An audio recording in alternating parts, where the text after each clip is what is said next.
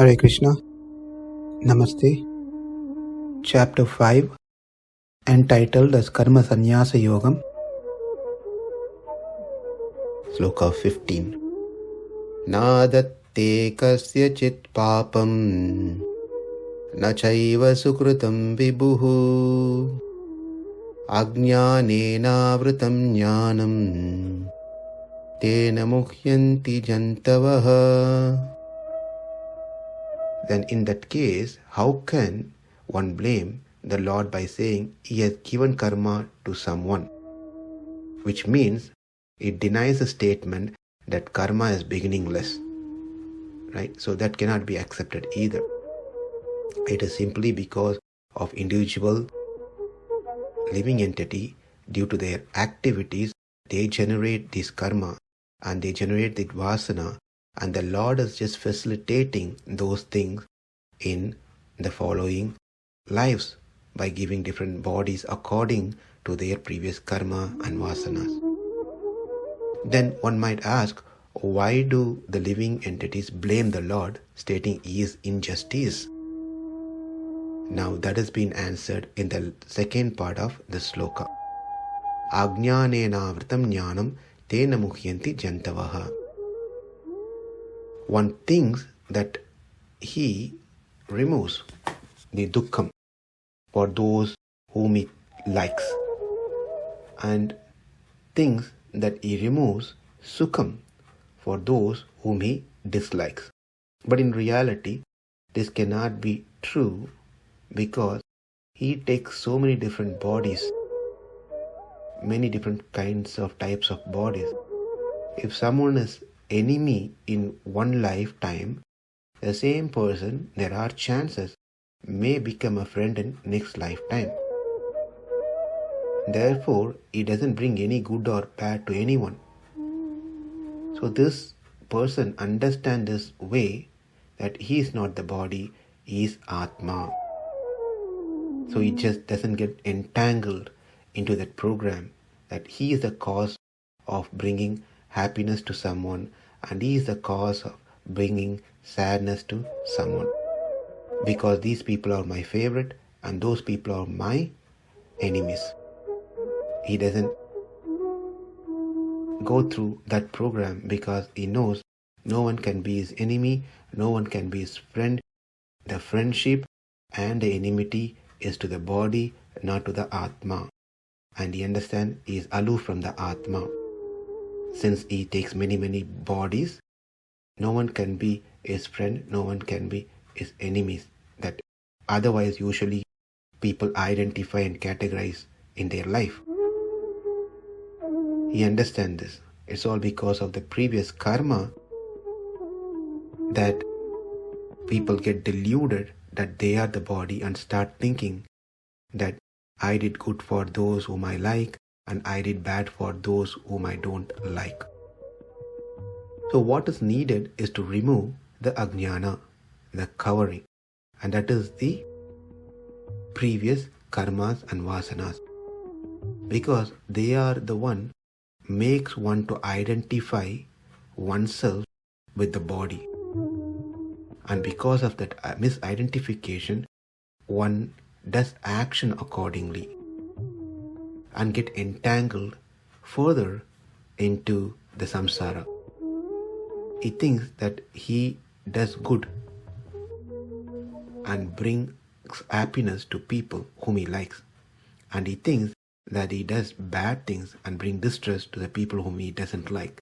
This is all due to the bodily identification, a person identifying that I am this body.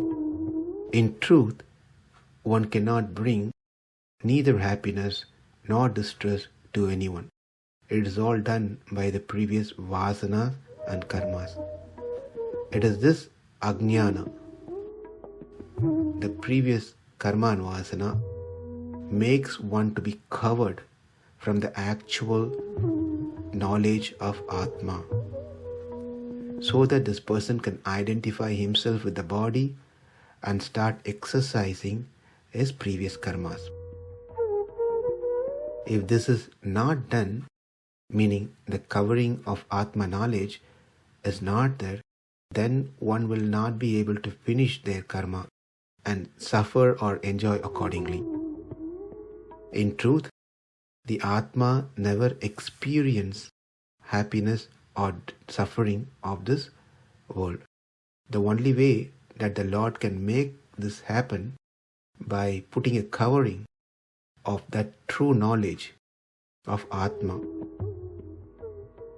And this covering is done with the help of the previous vasanas and karmas. That's jnana vasana and karma vasana.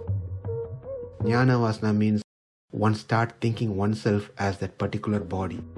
A person, Atma takes a body of a dog. Now it identifies itself to be dog. When the dog sees another human, it starts barking because it's not part of it. By karma vasana, one starts doing activities according to that body. So, Atma taking a body of dog will eat anything and everything that it can see because it identified himself to be the dog in the dog's body. So, jnana vasana and karma vasana, these vasanas are the cause for one to think oneself the doer and to identify oneself to the body and to identify the actions are done by them, and which brings happiness and distress. But in reality, none of them are actually true. The truth is, we are not this body. It is due to the association of the body that I start thinking that I am the doer. I am the cause of everything. I am the cause of bringing happiness and distress to people. But if we see in a bigger span of our entire lives, then we actually have no relatives. We really don't have enemies. We really don't have any friends. They are all just passing through. Say for example, if we go to the party, we stay there for some time and get out of the party. We don't start getting attached to those people in the party. We stay there for half an hour, 1 hour, whatever it is. We do whatever we need to do and get out of it. We don't start crying or we don't start developing any sort of attachment over there. When it comes to our own family, it is also a party, but with extended time compared to the other party. Here we get attached to the family members much as we start relating them closely and identifying them closely with our own body. We start feeling that they are my extension of myself, my body. Question is, why? Why do we get so much attached to the family members, to the children? We cannot see our family members suffering, and we try to help them by removing their suffering. So when we have so much love for our children, why is that we have no affection for other entities? So that's an important question that we need to ask here. The answer is simple, but the application is hard. It's because of the identification of ourselves with the body due to the covering of our vasanas and karmas. We can understand this easily. We know that there are chances where one might get parasitic worms that get produced in one's intestine. That means we become the father or mother of this worm. But do we have same love for this worm as we have for our children?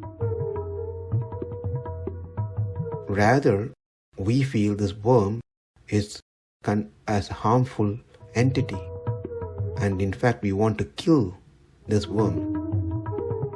This perception is because these beings have a different physique, not resembling ours. Therefore, when the reality is explored, it becomes clear that all our actions are based on delusion. Therefore, what Krishna is trying to educate us to practice the mode of detachment. That is, the feeling that we get when we hear the news of our neighbor who gets a baby. The feeling that we get the news of our neighbor passing away. How do we feel in this both scenarios? We are not emotionally affected. We might feel happy and sad because the neighbor got the child. It's not my child. So that doesn't bring any greater joy to me. And it is the neighbor who passed away, not my family member. So that doesn't bring any greater distress to me. Krishna says, apply the same thing when it happens to you, as there is no much difference at all when you compare all this in a bigger picture. Since you yourself not a body, how does it matter with others around you? In this way, one understands that neither he becomes the cause of others' happiness or distress, nor the Supreme Lord. It is just one's previous karma vasana that makes one to think like that. Nādatte kasyacit pāpaṁ, caiva sukṛtaṁ vibhuḥ, ajñānenāvṛtaṁ jñānaṁ, tena muhyanti jantavaḥ. Namaste. Hare Krishna.